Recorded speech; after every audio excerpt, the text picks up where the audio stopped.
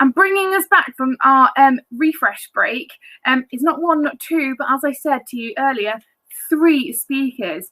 And I, for one, really rate all 3 of them, which is handy, really. So firstly, we've got our business communication strategist, a chartered practitioner and international speaker, and all-round just like wonderful human, Jenny Field. We've also got a director of Comms Rebel and co-founder of A Leader Like Me, Advita Patel. Hi, Advita. And last but certainly not least, we have comms consultant and executive coach, Trudy Lewis. Hello, everyone. So they are here to talk to us about the link between professionalism and influence. And having personally met all of these remarkable women, I can confirm that they are absolute experts in their field. Anything to do with comms, change comms, internal comms, communication in general, then these are your women. 1, 2, 3. You are so lucky. So I'm going to hand over to you 3 ladies. I'll keep an eye on questions, comments, and bring me back whenever I'll come back whenever you need. Okay. So Jenny, Advita, and Trudy. Thank you. Thanks. Well, hi everybody. For those of you that don't know us, we are Comms Rebels, and I'm Jenny Field. I'm Trudy Lewis. And I'm Advita Patel. And the 3 of us run a podcast, which hopefully you've listened to. If you haven't, then please go and check it out. But we're going to run this session much like we run our podcast episodes, where it's the 3 of us having a conversation on a topic. We've already covered professionalism and influence in season 1. We've got a couple of episodes there, so feel free to check it out if you want to know more. But to kick us off today, I'm going to go to Trudy and ask her what her thoughts are on professionalism, influence, how they're linked, and what the challenges might be. Yeah. Hi, everyone. For me, I think as a practitioner, professionalism is incredibly important, and that there's more to one side to that. There's the professionalism in terms of becoming part of a professional body, but also professionalism in how you conduct yourself and some of the things that you sign up to as an individual. All of those things together cause that you become influential. And I think there's that heavy link between how you're influential and how you're professional. And through all of those things, it then builds your reputation and you become trusted. And that's when leaders believe what you have to say. Follow what you have to say. They work with you a lot better. So in a sense, that brings up what the challenges are. So the challenge is, how do you engage leadership to the point where you're demonstrating that professionalism to them so that they can get the most value out of your work with them? And that's kind of a real priority for us as communication practitioners. Definitely. I think on the professional side, I have been involved in quite a few debates, surprise, surprise, online around professionalism. And I know me debating. Oh my goodness. But a few folks definitely don't think that our profession, our industry, should be classed as professionalism, which is very interesting, which I completely disagree with, if that wasn't clear, by the way. And I don't think professionalism is about being a member of a professional body by any stretch of the imagination. I know all 3 of us are, and all 3 of us are quite heavily involved in the Chartered Institute of Public Relations. But professionalism, like Trudy said, is all about how do you demonstrate your trusted advisor role to your leadership team so they understand that what you are saying is valuable, and you are making sure that you're keeping on top of the trends, you're keeping, you're ethical, you're morally sound. And as public, relations and communicators, we have quite an important role to play in the business, and in particularly now, in the last 12 months with everything that we've gone through, if we can't demonstrate our professionalism now, then when can we? And I think that's really important for us to recognize that and put ourselves out there a little bit more and be proud of the industry that we belong in. I think when Trudy was saying just now about how do you demonstrate your professionalism, I think that's the thing we've got to come back to at the end of this session, of those tips and advice that we often do. But I'm reflecting on a conversation that I remember having when I went into a pharmaceutical organization as a communications director, and they were very set on having this kind of entrepreneurial spirit. And as I was setting up the function and doing things, they kept saying, you're trying to make us like too professional. And I was like, I'm really, can you be too professional? I mean, I'm not sure. But it was really interesting, this battle between being seen as a professional and being seen as this kind of entrepreneurial spirit, and how the two go together. Whereas to me, there's something about having a bit of structure, and that integrity, I think, is the piece that I kept coming back to. Of it's about making sure that people trust the information you're giving them, that you've got the integrity, that you can verify that data, that you've interrogated it enough that whatever you're presenting, is fact, and it's those kind of things. But it's interesting, there's this kind of battle between the two, and it's interesting when people talk about the fact, as you said, Advita, that for a lot of people, we're not a profession. How can you be a professional communicator when, how is that a profession? But I wonder if people said that about people that did marketing or HR or those things, which are seen as professions, although they've had professional bodies a lot longer than PR and communications.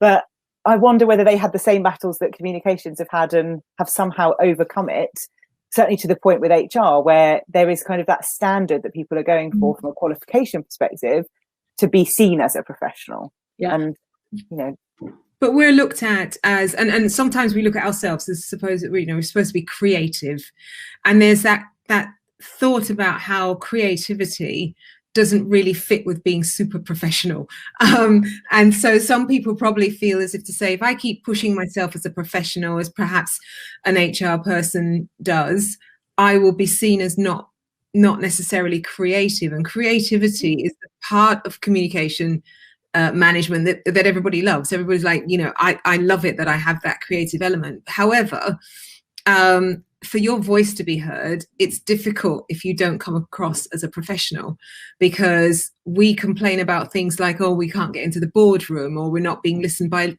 to by leadership. And that all comes down to how you're viewed as a professional. And so, just tying that back into something like influence, if we don't get there, we won't be influential. It's as simple as that. But do you think people have different views on not what professional is, but in terms of what would make me trust you? So I remember my boss saying to me, your opinion's not enough in the boardroom. And that's what made me go and do my diploma in internal communications, because even though I think my opinion is more than enough in a boardroom, she was quite clear it wasn't gonna fly. But I wonder if every board is different. Some people might think, absolutely we need that to operate. This was a FTSE 250. Is that different to a charity? Are there different perspectives on things, or is it about me as an individual and how I feel in terms of my professionalism? I think that's really interesting. I think it's down to confidence as well, right? So I know when I've spoken to leaders and I'm not fully versed in what I need to say to them, and I'm kind of, and I completely get where your leader was coming from, Jenny, that said, your opinion it's not that important, which is, I know, shocking. No, that's not what she said. She said it's not enough. Oh, it's not enough. Sorry. Talk about spreading misinformation. Goodness me, fake news. But it is, part of that will be down to your confidence and how you approach that conversation.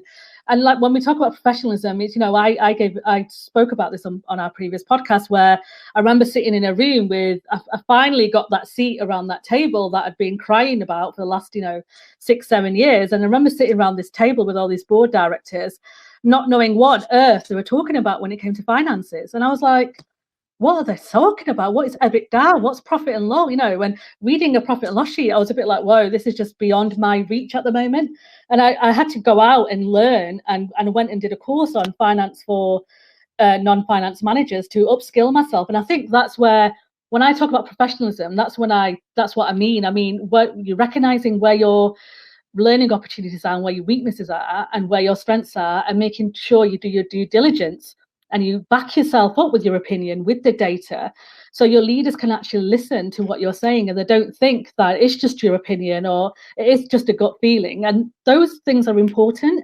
But I know when I became chartered, for example, when I became a chartered practitioner with CIPR, I worked in a very technical organisation, so they're used to that terminology, chartership. And I remember telling my program director that I'd just been chartered, and straight away he was like, you could just see him being pretty impressed. He was like, "Whoa!" that's really good. I didn't realize public relations did chartership. And I explained the process with him and how it all worked. And it's like, oh, that's very similar to how we do it in the engineering profession. And that, for me, I recognize that in this particular organization, me being chartered would help my professionalism and the conversation that I'm having. So it's about making that judgment call in the organizations that you work in. So if it's FTSE 250 or as a charity, sense check what is valuable to your leaders and what do they need from you to upskill yourself into that professional mindset. Yeah. I mean, the whole area of being trusted is just, you know, just leads to all of that. You just think, how can you be trusted if you don't come across as skilled and knowledgeable and, you know what you're talking about? I think that's incredibly important. And some of that is just down to us as individuals to create our development. Yeah, Definitely. and influence. Yeah. The big one. I think networking has just been so valuable for me because it's allowed me to, I mean, I'm not a fan of benchmarking. I'm not going to get into that conversation today, but it's allowed me to kind of sense check what I'm doing with my trusted peer group. And I think from a professionalism perspective and also from an influence perspective, it allows you to show a real breadth of what you know and your knowledge. So people that are listening and attending this event at the moment could log their, CPD points for this, for whatever body they belong to, if they belong to one. But in doing this, you're coming and you're learning and you're networking with people and chatting on Slack or whatever it might be to just get a sense of maybe what you are doing, whether it's right, hearing different opinions, learning, growing, changing, all those things, which allow you to have that influence. I know when we've chatted about this in the past, I'm sure one of us, I think it's Avita, has said about how, talking about the fact that you've got this network and, oh, I was talking to so-and-so at this company and they do it like this, just adds to that, oh, okay, like you're quite connected and you know what's going on, and just creates that continual influence with senior leaders, which I think shouldn't be underestimated either. Yeah, definitely. Totally. So what about tips? So top tips. Yes. Yeah. How we end every podcast. Oh, I love to. Yeah, I know. Top tips. I think for me is don't look at development as just going and getting a degree or training and so on. We develop in loads of ways, and like you said, kind of reach out to your networks, read widely, and understand. I think it was last year I was doing events that just brought out topics that reminded us of some of those connecting things that help us to understand communications better or deliver it better. And I think that's incredibly important, just making sure that you're feeding yourself with as much knowledge as possible. We talk a lot on the podcast as well around business acumen, and that is critical. But how you get that is just by reading widely and understanding what the organization's going through, understanding the current economic climate and all the things that kind of a leader would be worried about. And once you've got that, that's the kind of thing. So it's about upskilling yourself. And I think that would be my biggest tip. And don't overthink it. Just get as much knowledge as you can. Yeah, I love that. I think mine would be for me. Oh, go on. Sorry, Jenny. That's right. Go for it. No, go on. You go. Okay. Well, so polite, aren't we? You go. Okay. Sorry, just completely. Sorry, I'm just going to lead on from Trude and say, for me, it's definitely about your community. Those people who know me and follow me and stuff like that will know that I put a lot of emphasis on building a community and surrounding yourself with folks that can support you and can give that help and lessons learned in a way as well from other people's kind of history and examples and stuff. So don't discount the community that's around you, because I know at the moment there's a lot going on for communicators. There's a lot of pressure on you to kind of keep delivering work. You've got probably homeschooling your children, you've got other stuff going on as well. So I know it can be a little bit of a big task when you might set yourself to go and get a diploma or doing a master's or doing some kind of professional course, but don't forget the everyday learning that you do as well. So, popping onto a Slack channel or connecting on conferences like this, or just sending out a little note on LinkedIn or Twitter to kind of ask people's opinions and questions, or, you'll be surprised how connected we all are with each other as well. So if you are ever looking for that support and just knowledge sharing, then do reach out to your community. And I would say that if you're not already doing that, then make sure that you do get in touch with people who you value and respect as well in the profession. I love those. I think I've got two. One of them is about consistency, because I think, you know, you can do all the learning and all of the things to do to help you build your knowledge around communications and PR, but being consistent in your behavior and your approach to lead to influence is really important. So Yeah. if you are, and that and the second one, which kind of links into this, is that there isn't a hierarchy to professionalism. It's not a case of, oh, it's only the senior people that need to, you know, be seen as a professional, or I'm quite junior, so I don't need to worry about this. It's not really about that. It's about the kind of the ethics and the stuff that Advita touched on earlier, but it's making sure that you have got that consistency in your behavior, so you're building that trust and people know what to expect when they talk to you. They know what you're like, because you're consistent. You're not sort of one way this week, one way that week. There's that kind of consistency in things. And the hierarchy piece I just think is important, because I do think we can get a bit stuck in thinking that it's only for the more senior people that we kind of look at doing development or things like that, whereas actually everybody should be doing professional development, no matter what level they're in. And everybody has the opportunity to do that, because there's so many ways of doing it. But talking about it, using it, and referring to it, you know, I think that's the thing as well. You guys both mentioned books and podcasts and all different things. I refer to the things that I've read and learned all the time, and don't shy away from that. That's not a bad thing. I think if you're reading and doing things, then absolutely talk about it, because it's really important. Definitely. And just one final point, actually, before we go into questions, is we talk a lot, and I did touch upon that, about having that seat around that table, you know, and we've all spoken about this, Jenny. I know you have as well, about influence. And for all of us, and I know we've all said this, is having that influence that's much more important than having that seat around that table. And it will be by doing these different techniques that you have and tactics that you use to influence the people around that table. You don't necessarily have to be visible around that table to have that influence. If they know that you are credible, you're ethical, you've done your research, you're knowledgeable, you know, you're linking into various different resources that you've got around you, then I can guarantee that leader and those sponsors will see you as an influential leader in the business, without you actually having to keep banging on that door to say, let me in, or, you know, I've got something really important to say. Your actions should demonstrate your influential skills in the business. So just like to say that. Just on the back of that. One more thing. Yeah, just off the back of that, I was just thinking about how important it is to build rapport with the people that you work with, and especially those that you serve, or that your leaders in the organization. It's build that rapport. Don't be afraid to have the conversation, to ask questions and to listen. And those things, again, help you to build the influence that you need. I'm done.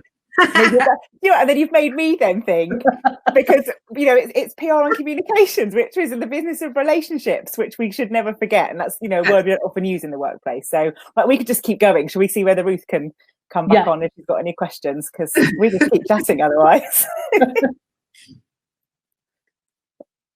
We can't hear you, Ruth. Oh, is that the first? You're on mute, Ruth. You're on mute. That's my second blooper. I love listening to you ladies, and it's so nice when you listen to podcasts. And I just shared your podcast for everyone in the comments, and to our Slack community. Calm Edged Rebels, right? Yeah, right. I shared the right word. Just checking I'm sharing the right one. And it's really nice to see your faces, you know, like we're talking about like building rapport, and it's been very, very difficult. There's been a lot of podcasts, and we have a podcast series too, so it's nice to bring it to life and mix things up a little bit. And I could definitely listen to you. I've got a couple of questions. Now this is one from me, sorry. I recently watched a program, for anyone that's here in the UK, on BBC iPlayer, called Celebrity. I don't know if any of you've seen it, and it really got me thinking. I mean, it may be a good watch. It's a 4-part series, and it was about how the rise and the role of the celebrity has changed over the last 50 years or so. And actually now really what we deem as a celebrity is almost using the same term as an influencer. You'll get where I'm going with this, right? And these people are being known as people that have influence. And it got me thinking, where's the link between professionalism and influence? Because there's a lot of people out there now that can have a huge amount of influence over what we say, do, buy, relationships that we keep, how we vote, and I could go on, and actually maybe don't have the professionalism. My question there, I guess I'm making my own point here, that you can have influence without professionalism, but I'm just joining in the podcast, aren't I? Really? I'm loving it. I was like, let me in. but in the workplace, and when we talk about building rapport and wanting to get your voice heard, professionalism in your definition is key, right? People can have influence without professionalism. Yeah, totally. Yeah. No. But I think you have professionalism.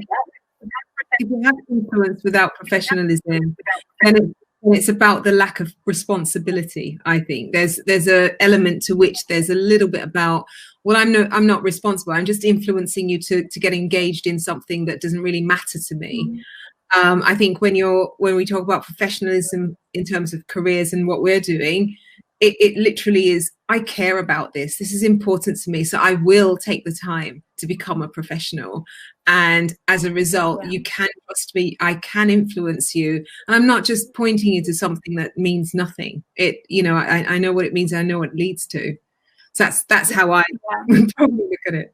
And ethics as well, so they play a big part. And we've touched upon it a little bit, but following the code of ethics and being morally sound is really important, because you see some influencers online, right, on Instagram influencers, TikTok influencers, and some of them have fallen foul to not following, not being morally sound, really, not being ethical in what they're doing. And this is where it comes down to PR and comms, that following those code of ethics is really important. And making sure, as Trudy said, that you're doing it, for the good of the business or the good of the organization in terms of, but ethically, and making sure that you are following those code of ethics to raise your professionalism as well in the business.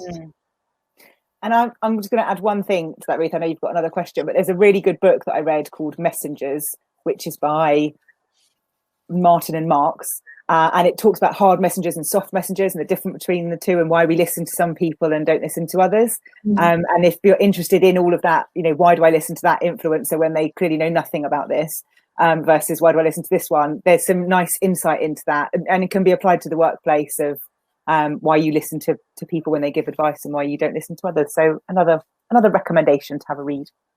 Thank you. We'll post that book as well. I'm sure we can all think of leaders that we've worked for that maybe had quite a lot of influence, but when we come down to ethics and something that's been talked about a lot over the last 16 hours is trust, and building trust and safe workplaces and humane leaders and leadership. And actually that's where we talk about that, linking the professionalism and influence together. Another question for you, this isn't from me, this is from someone in our community. Do we think that the last year has had an impact on our levels of professionalism? Yes. Yeah. Without a doubt. It has, yeah. I mean, I think it's quite evident. I think all those, especially for internal communications community and engagement, all those years of trying to show the leadership team on the impact we can actually have in the business and the value that we can bring. I think COVID and the pandemic quite clearly demonstrated just how much value a good internal communicator can have in a business, and somebody who understands the business and understands the channels and understands the people that they're communicating with can actually make a difference between an organization succeeding through the pandemic and an organization not doing as well. And we've all seen those really terrible stories in the publics, right, where organizations have spoken to their teams really poorly and haven't communicated as effectively, and all of it links down to the way they respect internal communication, or communications in general in the business. So I would say, without a shadow of a doubt, we have definitely, I think the key is, Ruth, is how do we maintain that momentum we've gained over the last 12 months and make sure that we continue to have that influence and to our leadership team. Yeah, I think also when you look at the skills that the pandemic highlighted, so at the start of the pandemic, there was quite a lot of chat about the skills that people suddenly needed as communicators. And I was looking at this and tracking the skills, because I'm a dork, tracking the skills that were talked about years before. There wasn't really any difference. So when I was looking at the things people were saying, we need these skills now. Well, they were the same skills you needed, 5 years ago, 6, 7, 10 years ago. You just didn't invest in them then. and now we're up against it because we're in the middle of a pandemic. I'm just generalizing here based on the data, but and I think what the pandemic has done to some degree is it's highlighted the need for some of those skills, because a good crisis will accelerate the change that's already coming. But it's also allowed some people to have the time to do some of that development. So if I look at things like qualifications or courses, for a lot of people, they did have the time through furlough or other things to invest in themselves, to do the things that they had maybe been putting off, or that they didn't have the time to do and wasn't a priority. And I think that has also been a shift, that there's been several lockdowns in the UK. It's allowed people to have that time and focus on things that maybe they just didn't think was a priority before, but now is. So I think that has also contributed to that shift in professionalism and influence, is people are now investing in the skills that they really need. Yeah. Or want. Exactly. Or want, yeah. It's really refreshing to hear. This isn't the first session we've had today where we have been able to identify and talk about the positives that have come out of the last year. Which is nice. We want people to feel inspired and motivated to take on this year, whatever it may bring. And it's really nice to hear of the positives and the impact it's having on our industry and how we are using it to make better. Yeah. Any parting words of wisdom? If someone's watching here right now and they are, let's say, I really don't know where to start. We really want to make a success. Where do we start with how we communicate with our people? Just maybe one line. I'm putting you all on the spot here. Okay. I'll start. I think it is about our own attitude and realizing that the communications we do and the kind of value that we add makes a big difference to organizations, and that we should never belittle that. We should never kind of get bogged down by the fact that they throw everything in the kitchen sink at us to get things done, but we should just literally realize that we add value, and in that kind of thought, talk to your leaders in that way, understanding that you have value to add and you're not just kind of just talking. I think so it's having a positive attitude about what we can do. For me it's about keep asking the why, and don't be afraid to challenge. You are a professional, you are being brought in to do a certain job in that business. Don't be worried about it, and keep asking the why and what outcomes are they expecting, what behaviors are they expected to see changing, and make sure whatever you're doing, you're linking it back to the corporate objectives. That's a good starting point, because if you're not following through with the corporate objectives, then what you will be doing is just finger in the air and hoping that someone will notice the work that you're doing. So link it always back to the corporate objectives and keep asking the why. And my one would be use your network. So if you're worried, scared, anxious, thinking you can't do this, use the people around you to ask. You can talk to any one of us three. We're all on social media, on LinkedIn, Twitter. We're Calm-Edged Rebels on there. And, reach out to people, because you'll find that actually the community is maybe a lot smaller than you think, and people are always really willing to help and offer some advice. So always reach out. Yeah. Put yourself out there, Jenny. I'm Trudy and Advita. I did it for them. They have no choice in that whatsoever. Sorry, ladies. Advita, Jenny, Trudy, thank you so much. That absolutely flew by, and maybe not tonight because we'll be over in North America, but tomorrow I'm going to have your podcast on in the background while I'm homeschooling. Thank you. That's way more exciting than CBBS.